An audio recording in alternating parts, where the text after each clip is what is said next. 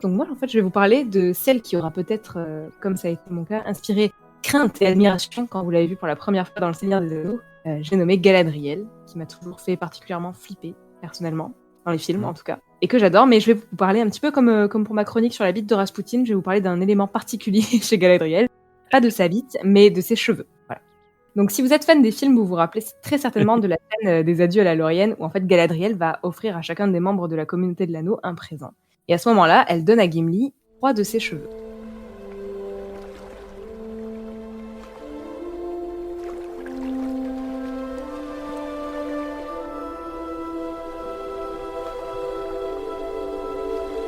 Le cadeau que je vous offre, Légolas, est un arc des Galadrim, digne de l'adresse de nos parents des bois.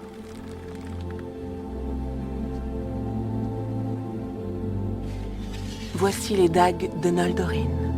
Elles ont déjà servi pendant la guerre.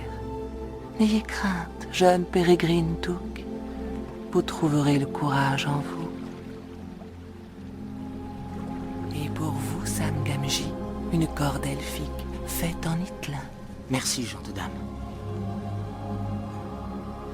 Est-ce qu'il vous reste une jolie dague étincelante?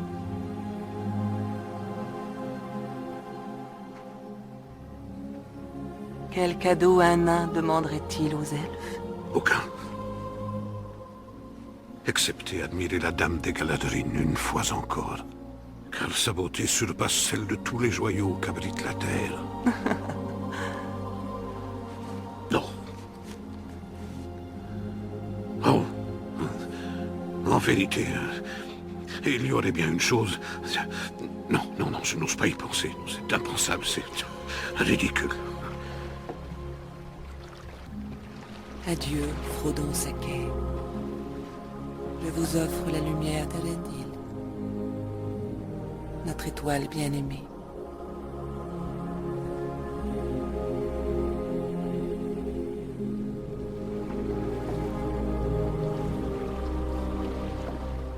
Puisse cette lumière vous éclairer dans les endroits sombres où toutes les autres lumières seront éteintes.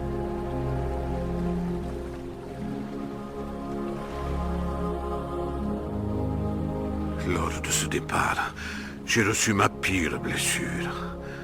Car j'ai jeté un ultime regard sur ce qu'il y a de plus beau.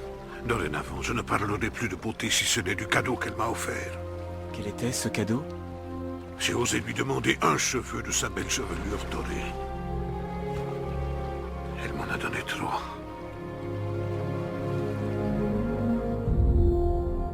Et ce geste, en fait, il n'est pas du tout anodin. Et là, on va rentrer dans le deep lore. On va remonter l'histoire pour comprendre à travers la chevelure brillante de Dame Galadriel un gros bout de l'histoire d'Arda. Donc on va reprendre tout simplement notre histoire où on l'a laissée avant l'intervention de Jules. C'est-à-dire, donc, je reprends, on a notre divinité majeure, Ilúvatar, et toute une série de ce qu'on peut appeler des dieux, en fait, les Ainur. Ils chantent et ça crée le monde dont Jules vient de nous parler. S'il n'y avait pas de raison logique. C'est magique. Et comme je dis Le pouvoir toujours, de la c'est pas parce qu'on comprend comment ça marche que c'est pas magique, que ça marche comme ça. C'est vrai. Donc à ce stade, certains des Ainur, donc ces espèces de dieux, les plus puissants d'ailleurs, vont descendre sur Arda, donc la Terre, pour y faire naître ce qui avait été entrevu dans, et je vais le reprononcer mal, Leinolindalin, quelque chose comme ça, et préparer la venue des enfants d'Ilúvatar. Donc les enfants d'Ilúvatar, ce sont les elfes et les hommes. Les Ainur qui sont descendus, on va plus les appeler les Ainur, on va les appeler les Valar. Voilà, c'est là qu'il commence à y avoir plein de noms chiants. Les Valar, ils sont au nombre de 14. Melkor, dont on a parlé tout au début, le méchant, en gros, c'est le 15e Valar. Il a pris un chemin isolé et il a sombré dans le mal. On connaît, on aime bien. Pas bien. Donc, à l'origine, ce monde était éclairé par 2 grandes lanternes, des lampes, qui avaient été construites par le Valar Aule, dont on va parler un petit peu après. Mais en fait, Melkor a détruit ces lampes et rempli le monde d'obscurité. Bouh, Melkor, bouh, bouh. Méchant, méchant. Donc, les Valar, ce qui va se passer, c'est qu'ils vont partir à l'ouest, dans la région d'Aman. Et le Valar Yavanna va donner naissance à 2 pousses d'arbres sur la colline d'Ezloar. Si vous avez gardé la carte, c'est nickel. Je crois qu'il va falloir que je Globalement, garde la carte tout le temps. C'est ça, globalement, garder la carte à côté. Hein. Et le scénario à côté, et c'est bon. Tous les arbres généalogiques aussi, les personnages principaux, Oh, évidemment. Ah, merde. Vraiment, je vous jure, j'ai essayé de faire ça. C'est un cauchemar. Donc du coup, il y a une des Valar qui donne naissance à 2 pousses d'arbres, et ces arbres en fait sont ultra importants pour notre histoire. Donc la première pousse d'arbre, elle va devenir Telperion le Blanc, un arbre qui représente la lumière de la lune, et qui est de genre masculin. Les feuilles de cet arbre elles sont vert sombre, et il répand une lumière argentée, comme la lune. Hein. Et la seconde pousse va devenir l'arbre Laurelin le Doré. Je sais pas si on dit Laurelin, Laureline. A priori, Laureline. Laureline le Doré. Ou la dorée, je ne sais pas, qui représente donc le soleil et le genre féminin. Ces feuilles à elles sont, cet arbre, sont vert tendre et répandent une lumière dorée. Donc ces 2 arbres, ils vont devenir la source de toute lumière au Valinor, et ils brillent par cycles. Et ces cycles, en fait, vont rythmer les heures de la journée, comme le soleil et la lune. Il faut vraiment imaginer que c'est la même chose. Si ça vous intéresse, tous ces cycles de luminescence des arbres, sur la page Wikipédia, il y a un petit graphique qui reprend les cycles, et c'est vachement plus parlant que moi. Donc, les lanternes ont été cassées, mais on a planté des arbres et la lumière est revenue à l'ouest. Donc il est maintenant pour les enfants d'Iluvatar de peupler Arda. Donc les enfants d'Iluvatar, je rappelle, sont les elfes et les hommes. Ce sont les elfes qui vont être les premiers à s'éveiller de leur sommeil. Mais les Valar sont quand même inquiets des agissements de Melkor, parce qu'il a déjà quand même bien fait de la merde. Donc ce qu'ils vont faire, c'est qu'ils vont le capturer, et une fois qu'il est capturé, ils estiment que tout le monde est en sécurité, ils demandent aux elfes de venir en Aman, près de la lumière des arbres. 3 des tribus elfes vont accepter de quitter Siovienen, donc l'endroit où ils se sont éveillés, afin d'entamer un voyage Voilà. Ils vont entamer leur voyage vers Valinor. Donc ces 3 tribus, c'est les Vanyar, les Noldor et les Teleri. Et ces 3 tribus, tout ensemble, on les appelle les Eldar. Donc le Valinor, parce que je vous parle de Valinor, et en fait on n'a pas dit ce que c'est. Le Valinor, c'est la demeure des Valar, Valinor, qui est située au royaume d'Aman, donc à l'ouest. Et on trouve notamment dans cette région, pour ceux qui ont vu les films, les jardins de la Laurienne et la grande chaîne de montagnes des Pelori, plus haute montagne d'Arda. C'est là-bas que se rendent d'ailleurs en Valinor, donc Frodon, Bilbon, Gandalf, Sam, Legolas, Gimli, toute la petite clique après la destruction de l'anneau. Les Noldor maintenant. Donc les Noldor, je vous ai dit qu'il y avait trois clans qui s'appelaient donc les Eldar. Parmi ces 3 clans, il y a les Noldor. Les Noldor, ce sont les elfes du clan Tatiar, je crois que tu en as parlé tout à l'heure, Jules, qui acceptèrent d'aller en Aman, au Valinor. Ils sont les elfes les plus avides de connaissances, et leur premier roi, c'est Finwë, et c'est celui-ci qui va les conduire en Valinor. Et on a parlé tout à l'heure d'un Valar qui s'appelait Aulë. En fait, Aulë va instruire tous les Noldor. Aulë, c'est le Valar forgeron, le roi du feu et de la terre, le père de la race des nains, c'est lui qui crée les nains, et le compagnon de Yavanna, donc qui a planté les arbres, ce qui rapproche en fait beaucoup les Noldor des peuples nains, et ça fait de ces elfes des as de la forge et du façonnage de pierres précieuses. Voilà. Et je vous parle de ça, bien sûr, parce que Galadriel est donc une elfe Noldor, donc qui a suivi les enseignements d'Aulë et qui est assez proche au final des nains. Ok. Non mais je vous allez voir, tout se recoupe, voilà. Mais donc avant de vous parler de Galadriel, je dois vous parler donc d'un personnage très très important, c'est Fëanor. On en reparlera. C'est un elfe de la maison princière des Noldor, et c'est le seul fils du roi Finwë, donc vous vous rappelez, le roi Finwë, c'est celui qui a amené les Noldor en Arda. Ouais. Voilà. Donc il est affreusement talentueux, mais c'est aussi un petit connard colérique, ce qui en fait un personnage de double facette très très intéressant. Et en bon Noldor, il a suivi les enseignements d'Aulë, donc le Valar forgeron, qui lui permettent de forger, au début du Premier Âge, pour ceux qui ont vu les films, déjà les Palantirs, c'est lui qui a fait les Palantirs, mais Ah, ok. vous avez vu chez Saruman. On en reparlera. Il n'a pas fait les anneaux, mais il a fait un truc vraiment trop cool. Il a fait ce qu'on appelle les Silmarils. Ah, ok. On en reparlera. D'où le nom du bouquin, bien entendu, Le nom du bouquin, yeah. Incroyable. Ok. Dont on Et donc reparlera. c'est quoi fucking Silmarils? Allons-y. Donc je quote directement. Hein. Donc les Silmarils avaient l'apparence du cristal, mais étaient plus durs que le diamant, et nulle force du royaume d'Arda ne pouvait les briser ni même les ternir. Ce cristal était aux Silmarils ce que le corps était aux enfants d'Iluvatar, l'enveloppe d'une flamme intérieure contenue dans le cristal, par sa substance, sa vie même. Fëanor donna à cette flamme les lumières confondues des 2 arbres de Valinor, et elle brûle encore en eux, bien que les arbres soient éteints et disparus depuis longtemps. Donc en gros, les Silmarils, ce sont 3 pierres faites d'un cristal, qui est indestructible et qui abrite la lumière des 2 arbres dont je vous ai parlé plus tôt. C'est un peu la classe. Voilà. Plus précisément, ils reproduisent les moments où la lumière de l'un, baissant mais toujours très forte, se mélange à celle de l'autre, qui est en train de monter. Donc ces joyaux, ils brillent vraiment d'une lumière incroyable et tout le monde les admire et ils sont même bénis par une Valar. Alors, pour les puristes, je sais qu'on dit Valier au féminin, mais en fait, il y a déjà assez de vocabulaire de merde qui va perdre tout le monde, donc je vais continuer de dire Valar et je fais ce que je veux. Voilà. Et donc, elle va les bénir pour les protéger de toute souillure. Donc c'est le Valar Mandos qui prophétise ensuite que les Silmarils seront liés au destin même d'Arda, donc la Terre, ce qui explique pourquoi ils sont si importants dans l'histoire. Et donc on y revient, hein, c'est notre cher Fëanor, le plus grand forgeron d'Arda et donc le prince des elfes Noldor comme on l'a dit avant, qui va concevoir les Silmarils à partir de la lumière des arbres du Valinor. En fait, tout simplement, hein, il s'est dit ça pourrait être sympa de trouver un moyen de sauvegarder cette lumière si jamais, on ne sait pas trop, hein, quelqu'un en voudrait aux arbres qu'il leur arrivait quelque chose. Spoiler alerte, il leur arrive quelque chose. Un coup dur pour les immortels. Je vois pas ce qui pourrait se passer de mal, non? Et bien, ce qui pourrait se passer de mal, c'est Melkor. Donc, Le mec qui était méchant, c'est ça? Merde. Le méchant. Donc Melkor, il a commis avant ça moult actes assez discutables envers ses frères et sœurs Valar. Mais à ce moment-là, il est en rédemption, donc ça va. Parce qu'à chaque fois, tout le monde lui dit « Non, mais quand même, Melkor, ça va, tu peux, viens, vas-y, reviens. » Et à chaque fois, il refait de la merde. Donc Melkor, il est très envieux de Fëanor et de ses créations. Et il cherche à le corrompre assez régulièrement. Mais fort heureusement, Fëanor, il est plus malin que ça, il s'en méfie beaucoup. En fait, il va mettre les Silmarils en sûreté au sein de son trésor dans la forteresse de Formenos, chez son Rup Finwë. Ok. J'ai une question qui me vient à l'esprit, mais ça se trouve, peut-être que je devrais pas la poser. Mais pourquoi est-ce que Melkor, il crée jamais des trucs lui-même? Mais je crois qu'il fait des trucs, hein. Typiquement, les lanternes... Il crée des races, il crée des trucs comme ça aussi un peu, parce que... les races, je sais pas, mais en tout il cas... le fera après. Les lanternes, à la base, qui éclairent le monde, elles étaient posées sur des piliers qu'avait fait Melkor. Ah ok, d'accord, donc il fait des trucs quand même. En fait, il crée pas grand chose au départ, c'est qu'il détruit beaucoup, et la jalousie te fait détruire des trucs, et en fait, t'es plus jaloux de la création des gens, et puis ensuite, après, je crois que quand il va se barrer, il va commencer à faire des trucs qui sont pas louches, mais voilà, c'est parce qu'il a pas d'influence, et puis il est rejeté par rapport à son père, donc c'est en gros un gamin qui se rebelle. Donc en fait, il aurait parlait de Melkor, là. Oui, c'est ça. Ouais. Oui. Ouais. Ok. Melkor, Bon, C'est le favori à la base, hein, Melkor de. Il y a un côté très de Vatar. Lucifer et Dieu, quoi. Bah oui, de toute façon, Tolkien était un catholique, convaincu. Il était pas pro. Non, mais C'est c'est ça, catholique. je pense pas qu'on en reparlera, ça, par contre. Non, ça, on n'en reparlera pas. Le fait qu'il soit Mais- catholique convaincu. Alors, Parce que justement, il y mettrais avait pas. des débats théologiques avec C.S. Lewis, qui lui était catholique. Part trop loin. Non, mais attends, je vais vérifier. Non, elle attend juste de terminer sa chronique ou au moins de la continuer. Mais, Pardon. Non, mais- je crois qu'il était catho. Ok, on vérifie ça et on revient vers vous dans Il y a quelques l'équipe de secondes. fact-checking en même temps. C'est ça. Donc on est en direct de ça. Est-il protestant, catholique, musulman, Répondez au bouddhiste 36-35. 37 minutes.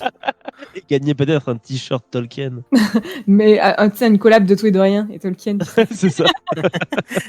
Et ses lecteurs le détestent. Découvrez quelle religion il a pu bien utiliser. Ce sera coupé au montage, hein, bien sûr. Je pense que là, on est actuellement, pour vous donner un peu l'idée, on est à la page 2 de Google, ce qui veut dire que notre recherche est quand même assez appuyée. Attends, je vais chercher aussi. Oui, alors nous sommes en direct de la zone de recherche internet. J'ai perdu. Nous confirmons Ah, non. que Tolkien Ah, non. était joueur catholique. Voilà. Non, dommage. Il a été baptisé apparemment dans l'église d'Angleterre, mais il a été élevé par sa mère qui était catholique, et donc il a hérité de ses fondements moraux. Voilà. Ah merde. Et ben retour au jeu, mon cher Benjamin. Retour à au Manon. plateau. On t'écoute. Manon en Merci. duplex. Précision. Tout à fait. Melkor était donc sans doute une métaphore de Satan, de Lucifer, déchu, détesté par son père, mais adoré en même temps. Bref, Melkor, du coup, il échoue à rallier Fëanor à lui, et il va parler des deux arbres à une araignée, une grosse araignée qui s'appelle Ungoliant. Ungoliant? Je ne sais pas. Ungoliant. Ungoliant. Et en tout cas, cette araignée, elle va dire waouh, chouette, des super arbres qui brillent, elle va les empoisonner et les tuer. Voilà. Donc à ce moment-là, le pays d'Aman sombre dans les ténèbres, again, et Melkor et l'araignée partent ensuite gentiment s'emparer des Silmarils pour fuir en Terre du Milieu. À ce moment-là, ils vont se disputer pour les joyaux en fait, mais c'est Melkor qui va être secouru par ses Balrogs, qui va réussir à s'en emparer. Donc Melkor va s'enfermer dans sa forteresse d'Angband, dont, si vous vous rappelez de la chronique de Jules, les 3 gros volcans noirs méchants là, c'est par là-bas, sa forteresse, au nord. Et du coup, il va sertir les joyaux dans une couronne de fer. Et ça, en fait, c'est simplement un moyen de se revendiquer roi à la place de Fëanor.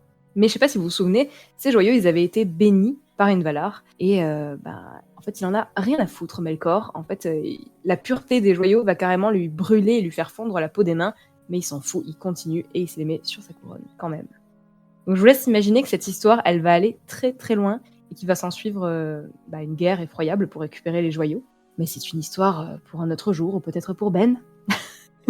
Franchement, On en reparlera, oui, bien sûr. franchement, quand tu regardes une guerre pour des joyaux, tu sais, pour de la richesse, c'est vraiment quelque chose qui se trouve uniquement dans les livres. Bah ouais, C'est heureusement que ça n'existe pas dans la réalité. On surtout voit dans que c'est de la l'histoire. fantaisie, hein, vraiment. Mais je vais quand même en dire 2-3 mots parce que ça va être important pour ma chronique. Donc en gros, vu que les arbres étaient morts, les Valar ont voulu utiliser les Silmarils, la lumière des Silmarils, pour ramener les arbres à la vie. Mais Fëanor refuse parce que ça aurait détruit en fait les Silmarils. Donc c'est en retournant dans sa forteresse pour voir si les pierres étaient toujours en sécurité qu'il va s'apercevoir de la disparition et aussi de la mort de son père Finwë. Donc fou de rage, il va faire un serment et il jure, en embarquant ses 7 fils dans sa vendetta, qu'il pourchassera toute créature d'Arda en possession des joyaux. Il va donc quitter Valinor avec une grande partie des elfes Noldor, donc vous vous rappelez, les elfes qui kiffent la forge et dont Galadriel fait partie. Et il s'en va pourchasser Melkor, qu'il va alors renommer Morgoth. Signifie noir ennemi du monde, et normalement Morgoth, ça devrait être Donc Morgoth, c'est pas auto-baptisé Morgoth, c'est les autres qui l'ont appelé comme ça. exactement, le noir ennemi. Ok. Et donc, il veut juste récupérer son bling. Galadriel, à l'époque, c'est la seule femme Noldor, et elle ne prête pas serment de suivre Fëanor, pardon. Alors, Voilà. Mais par contre, elle est très touchée par le rappel de Fëanor des elfes en Terre du Milieu. Et surtout, elle est poussée par un désir de parcourir une terre sans frontières, de se barrer et de devenir maîtresse de son propre domaine. Donc elle va quitter Valinor avec les autres. Fëanor va rapidement succomber aux attaques des Balrogs, mais ses 7 fils, liés par ce serment, et je cite « Car bon ou mauvais, nul ne peut se délier d'un tel serment, et il poursuit celui qui le tient comme celui qui le brise jusqu'à la fin du monde. » Et ils assaillent pendant plusieurs années la forteresse de Morgoth, sans succès. Au fil des siècles, la force et la puissance des elfes du peuple Eldar va donc se tarir. Mais je m'égare, il fait noir en Valinor, et histoire d'expliquer comment la lumière revient tout de même, après la destruction des arbres, les Valar donc vont chercher des solutions pour guérir les arbres, et leurs actes vont finir par faire émerger de Telperion une seule fleur qui va renaître, donc la lune, et de Laureline, je crois, un seul fruit, donc le soleil. Cette fleur et ce fruit vont être envoyés dans des bateaux dans le ciel, et ces bateaux vont se pourchasser l'un et l'autre dans le ciel. Donc la terre plate, bien sûr, à l'époque, n'est-ce pas ? Bien sûr. Et c'est ça qui va faire en fait le cycle de la lumière et de la lune, du soleil et de la lune. Voilà, donc la lumière est alors complète et totale partout dans le monde, et Morgoth, donc Melkor, ne peut plus se cacher que dans sa forteresse. C'est d'ailleurs le premier lever de lune qui donnera lieu à l'arrivée de Fingolfin et donc de Galadriel en Terre du Milieu. Ce qui me permet de retomber très habilement sur mes pattes et de vous parler de la belle Galadriel. Ouais. Hourra pour Galadriel. Donc Galadriel, c'est la seule fille de l'elfe Finarfin, prince des Noldor. Et je cite Galadriel, la plus belle fille de la maison de Finwë. Ses cheveux avaient un éclat doré comme s'ils avaient capturé dans leur filet les rayons de Laureline. Donc ça, c'est dans le Silmarillion. Mais dans Contes et légendes inachevées, on nous dit autre chose. On nous parle encore de ses cheveux, bien sûr, parce qu'elle a des cheveux vraiment incroyables. Elle avait un renom de beauté même parmi les Eldar, et on tenait sa chevelure pour une merveille à nul autre pareille, car elle était d'or comme celle de son père et de son aïeul Indis, mais plus épaisse et plus radieuse, comme effleurée de lointains reflets d'argent, et cet éclat stellaire, elle le tenait de sa mère. Et les Eldar disaient que ses tresses avaient capturé la lumière des 2 arbres, Laureline et Telperion, et ils furent nombreux à penser que ce fut ce dire qui éveilla en Fëanor l'idée d'emprisonner et de mêler la lumière des 2 arbres, idée qui, entre ses mains, devait prendre la forme des Silmarils. Car Fëanor contemplait les cheveux de Galadriel dans la joie et l'émerveillement, et par 3 fois, il la supplia de lui accorder une mèche. Mais Galadriel se refusa à lui donner ne serait-ce qu'un cheveu. Et ainsi s'installa l'amitié entre ces deux-là, qui étaient parents et les plus grands des Eldar au pays de Valinor. Donc, outre sa beauté, Galadriel, c'est un des personnages les plus importants de ce monde, et elle est très très bienveillante. On dit qu'elle ne refusait sa bienveillance à personne, sauf du coup à Fëanor, car en lui, elle décelait une obscurité qu'elle haïssait et redoutait, bien qu'elle ne se rendît point compte que l'ombre même du mal offusquait l'esprit de tous les Noldor, et le sien aussi bien. Donc les cheveux de Galadriel sont d'une beauté exceptionnelle, et surtout, ils reflètent la lumière, ils reflètent et mélangent la lumière des 2 arbres qui ont été détruits. Et donc, ils ont inspiré les Silmarils, mais ils reflètent aussi cette lumière des Silmarils qui ont été perdus, à l'exception d'un seul. Tout ça pour dire que c'est pas très surprenant que Fëanor convoite ses cheveux, et ce qui est surprenant en revanche, c'est qu'elle les lui refuse, et qu'elle en donne à quelqu'un d'autre, Gimli, fils de Glóin. Donc quand on parle de l'univers Tolkien, on parle beaucoup de l'inimitié elfe-nain. Et c'est normal parce qu'en fait beaucoup de choses séparent ces peuples, genre des guerres, des trahisons, ce genre de trucs. Mais pour les elfes Noldo, c'est quand même assez différent et ça on n'en parle pas assez. Donc toujours dans les contes et légendes d'Inachevé, on peut lire « De plus, Galadriel était une Noldo et elle avait une sympathie pour la tournure d'esprit des nains et pour leurs grands amours des arts manuels, et une sympathie bien plus grande que n'en éprouvaient de nombreux Eldar. Les nains étaient les enfants d'Aulé, et Galadriel, comme d'autres parmi les Noldor, avait reçu au Valinor l'enseignement d'Aulé et de Yavanna. » Donc dans l'autre sens, les nains, notamment les Nogrim, accordent leur amitié et leur confiance aux Noldor plus volontiers qu'aux autres elfes ou même qu'aux humains, toujours grâce à cette ascendance d'Aulé, donc le Valar forgeron. Pour ces nains, en fait, qui sont pas pourtant les derniers pour forger des trucs incroyables, les joyaux du Noldor étaient des richesses les plus enviables. Donc ça veut dire que certains elfes forgent des trucs carrément plus cool que les nains. Et les nains les admirent et les envient pour ça. D'ailleurs, les nains de la Moria vont aussi aider Galadriel à s'échapper quand Sauron lancera la rébellion lors de la création des Anneaux de Pouvoir. Bref, les nains, Galadriel, toute une histoire d'amour. Donc on va quitter le Silmarillion et les contes et légendes d'Inachevé pour passer à la scène qu'on connaît tous et qui est décrite dans la communauté de l'anneau, la scène où Galadriel va donner ses cheveux. Et je vais vous la lire parce que c'est carrément plus parlant que le reste. « Et quel cadeau un nain demanderait-il aux elfes » demanda Galadriel, se tournant vers Gimli. « Aucun, madame, répondit Gimli. Il me suffit d'avoir vu la dame de Galadrim et d'avoir entendu ses douces paroles. Oyez, vous tous, elfes !» s'écria-t-elle pour ceux qui l'entouraient. « Que personne ne dise plus que les nains sont cupides et malgracieux. Mais, Gimli, fils de Gloin, vous désirez assurément quelque chose que je ne pourrais vous donner ? Nommez-le, je vous en prie, vous ne serez pas le seul invité à partir sans présent. »« Je ne désire rien, dame Galadriel, dit Gimli, s'inclinant profondément et balbutiant. Rien, sauf peut-être, s'il m'est permis de vous demander, que dis-je, de nommer un seul fil de vos cheveux qui surpasse l'or de la terre, comme les étoiles surpassent les gemmes de la mine. Je ne demande pas un tel don, mais vous m'avez ordonné de nommer mon désir. » Il eut un mouvement et des murmures d'étonnement chez les elfes, et Céléborn regarda le nain avec surprise. Mais la dame sourit. « On prétend que l'art des nains réside plutôt dans leurs mains que dans leur langue, dit-elle. Mais ce n'est pas vrai pour Gimli, car nul ne m'a jamais présenté requête aussi hardie et pourtant aussi courtoise. Et comment refuserais-je, puisque je lui ai ordonné de parler ? Mais dites-moi, que ferez-vous d'un pareil don ? » « Je le chérirai, madame, répondit-il, en souvenir des paroles que vous m'avez adressées lors de notre première rencontre.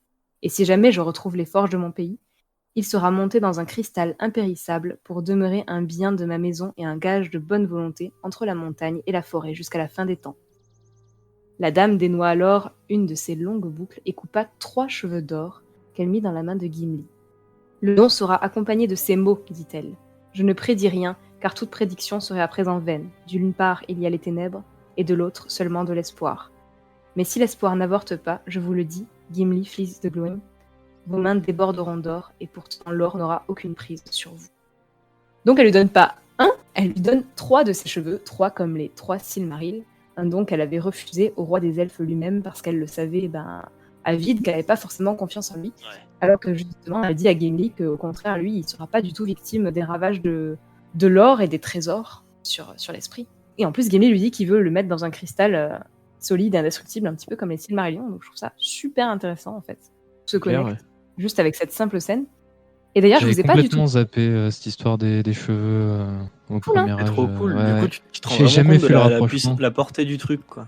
C'est trop bien, c'est vraiment trop bien. Et donc du coup, ça me permet de vous parler un petit peu de ce qui est advenu des Silmarils, parce que cette scène, elle porte un autre clin d'œil en fait aux Silmarils. Donc bien 10 siècles avant que tout ça se passe, l'un des Silmarils a été dérobé à Morgoth. Les 2 Silmarils restants vont être repris plus tard et mis en sécurité, puis redérobés par les descendants de Fëanor, qui étaient en fait toujours tenus par leur serment, mais en fait ils finirent tout simplement par devenir fous en possession des Silmarils, et en fait se sentant indignes de les porter, l'un d'eux va se jeter dans la mer avec le Silmaril et disparaîtra. Non, va jeter le Silmaril à la mer et le Silmaril disparaît à jamais, et l'autre va se jeter dans dans de la lave, voilà, avec le sien en mode l'anneau unique. Du coup, depuis, il y a un seul des Silmarils qui est encore présent. Il vole en fait dans le ciel au front d'Erendil, devenue une étoile vénérée par les elfes. Et en fait, Galadriel, qu'est-ce qu'elle lui donne à Frodon quand elle lui donne sa fiole ? La lumière d'Elendil. Voilà, donc cette lumière, en fait, elle reflète l'étoile d'Erendil et donc la lumière d'un Silmaril. Celle vous éclairez dans les endroits les plus sombres. Où toutes les autres lumières sont éteintes. Incroyable. Incroyable. Donc tout ça pour dire que les cheveux de Galadriel, c'est de la dope. Trop Mais bien. petit truc fun, enfin une théorie que j'avais lue il y a longtemps justement sur Sur les Silmarils, alors il y a celui qui est balancé dans la flotte, qui est en effet a priori perdu. Ça a jamais été vérifié ni validé, mais je trouvais la théorie intéressante. En fait, je me souviens plus du nom du fils de Fëanor qui se jette dans un volcan, mais il me semble qu'il est dit qu'il part vers l'est. Et il y en a beaucoup qui ont fait le rapprochement entre le Silmaril et l'Arkenstone dont on parle dans le Hobbit, l'Arkenstone qui a été retrouvé en Erebor, qui était jadis un volcan. Enfin, c'est. Ouais, ça peut. Bah, en plus, ça peut parce que vu qu'ils sont indestructibles, entre guillemets, on peut supposer que la lave va pas du tout les détruire, en fait. Non, a priori, puisque les Silmarils devraient rester jusqu'à la fin, jusqu'à la destruction du monde. Donc, Comme c'est le cœur de la montagne, en soi, ça tient debout. C'est au cœur de la montagne, c'est une gemme qui éclaire, qui génère sa propre Ça lumière. rejoint les idées de Jules avec les changements de montagne, enfin les nouvelles montagnes qui apparaissent, etc. C'est lié, quoi. Mais c'est incroyable. On a bouleversé l'œuvre de Tolkien juste comme ça entre nous. Waouh. Non, mais c'est vraiment super, super intéressant et carrément, j'y ai pensé aussi, ça, mais j'avais pas tous ces détails. Ça pourrait carrément être effectivement l'Arkenstone. Hein. Là, voilà. Et donc tout ça avec des cheveux. Enfin, vous imaginez à quel point Tolkien c'est un malade mental, quoi. Enfin, genre juste les cheveux de Galadriel, ils reflètent la lumière des arbres, ils brillent, ils racontent toute la mémoire d'Arda. 3 petits cheveux dans la main d'un nain, ça nous a permis de remonter jusqu'aux années des lampes, des années des arbres, le premier âge. On a pu parler des arbres, des Silmarils, de l'amitié entre l'elfe et les nains. Enfin bon. Voilà, c'est trop cool. Comme les tresses de Galadriel, on peut dire que tout ça est très bien ficelé. Oh. Allez, c'est tout pour moi, bisous. J'anime vos bar mitzvahs et vos enterrements de vie de jeunes filles. Yes. Contactez-moi au 06 Et d'ailleurs, pour continuer dans le deep lore, si certains se demandent pourquoi, dans le Seigneur des Anneaux, typiquement, on n'entend pas du tout parler des Valar, de ces dieux, alors que pourtant ils avaient l'air assez actifs avant ça. C'est parce qu'en fait, après la fuite de Melkor et la guerre pour les Silmarils, les Valar ont décidé de moins interférer et d'interférer de moins en moins avec les affaires des enfants d'Ilúvatar, donc les hommes et les elfes. Et en ce qui concerne le dieu ultime, donc Ilúvatar, dans toute l'histoire du monde, il serait intervenu directement que 3 ou 4 fois, et notamment pour ramener à la vie un personnage que vous connaissez bien, pour faire de Gandalf le blanc à sa Gandalf. Il est revenu des cavernes de Pentos. Voilà, et c'est tout pour moi, c'était ma chronique. Encore merci à Nicolas, je n'aurais jamais pu faire ça sans toi. Bisous. Merci à toi Manon du coup pour ta super chronique. Merci c'était super chouette, hyper intéressant, trop cool. Franchement vous avez bossé tous vos sujets de ouf. Si ce petit instant passé en notre compagnie vous a plu et que vous avez envie d'en passer d'autres avec nous, eh bien n'hésitez pas à vous abonner, mettre un petit pouce bleu, partager la vidéo ou encore nous suivre sur les réseaux sociaux. Sachez que vous pouvez aussi écouter cet épisode dans son entièreté et pour cela vous n'avez qu'à vous rendre dans la description de la vidéo. Je vous dis à très bientôt pour à nouveau écouter un petit peu de tout et surtout un petit peu de rien.